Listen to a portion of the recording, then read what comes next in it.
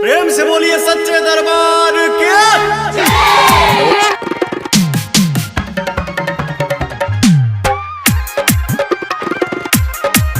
लोरे लोरे अरहुल आनला माको चढ़ बैल फूल आनला माको चढ़ बैल फूल आनला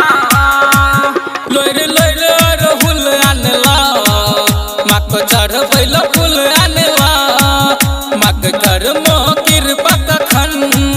मग हेतै हमर जतन लोरे लोरे अरहुल आनला माको चढ़ बैल फूल आनला लोरे लोरे अरहुल आनला माको चढ़ बैल फूल आनला।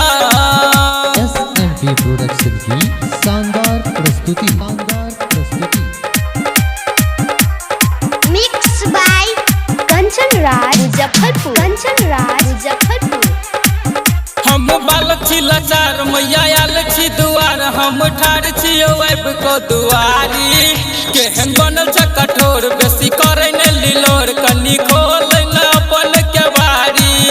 हम बाल छी लाचार मैया आयल छी दुआर हम ठाड़ छी आबि को दुआरी केहन बनल छ कठोर बेसी करे न लिलोर कनी खोल न अपन के बारी सातो सुर के रचैया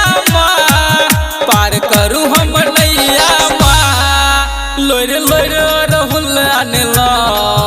माको चढ़ बैल फूल आनला लोरे लोरे अरहुल आनला माको चढ़ बैल फूल आनला।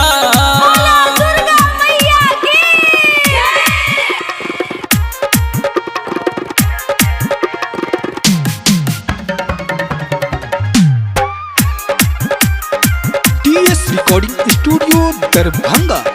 Mix by Kanchan Raj Muzaffarpur. तोहर महिमा महान मैया जानो संसार तोरे पूजे छो सब नार नारी देख मन प्रकाश कमा कर उधार महादुख पड़ल अछि भारी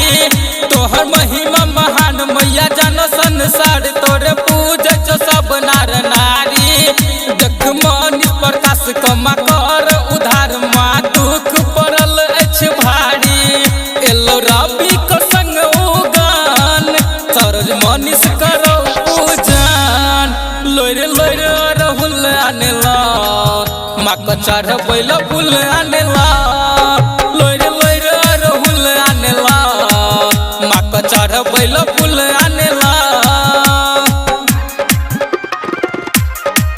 लोरे लोरे अरहुल आनला माको चढ़ बैल फूल आनला मग कर मो कृपा कखन मग हेतै हमर जतन लोरे लोरे अरहुल आनला माको चढ़ बैल फूल आनला।